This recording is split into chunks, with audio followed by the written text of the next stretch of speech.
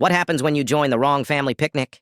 A couple of summers back, my buddy Leo messaged me saying his family was having a small get-together by the lakeside park. I was exhausted after a long shift, but the idea of cold soda, sunshine, and grilled food sounded too good to pass up. When I got there, I walked straight into what looked like the perfect summer scene. Music playing, people laughing, someone tossing a football, kids running around sticky with melted ice cream. Before I could even look around, a guy waved me over and handed me a soda like he'd known me for years. I figured, wow, Leo's family is really friendly. Trying to be helpful, I wandered over to the grill and started flipping burgers beside a guy who was giving me barbecue advice, like I was part of the crew. An older woman kept calling me sweetie and asking about my job. I answered like it was completely normal, trying not to ruin the rhythm. I even grabbed some folding chairs and helped set up a little eating area. About 15 minutes in, a kid handed me a plate piled with food and said, "You're the coolest new uncle." I just laughed awkwardly and went with it. Honestly, I was settling in. Then my phone buzzed. It was Leo. "Dude, where are you?" I looked around, confused. I texted back,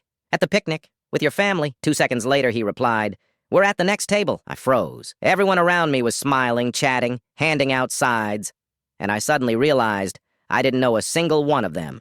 Not the kids, not the adults, not the lady who'd been calling me sweetie. I had just walked into a totally random family's BBQ and acted like I belonged. I tried to explain, starting with, I think I'm actually..." But before I could finish, the whole group burst into laughter. One of the dads clapped me on the back and said, "Wrong party! Too late! You're part of this one now." So I stayed for another 20 minutes, awkwardly juggling my actual friend's location while still helping grill hot dogs, tossing a frisbee with the kids, and somehow participating in a potato salad taste-off. By the end, the kids were calling me the bonus uncle.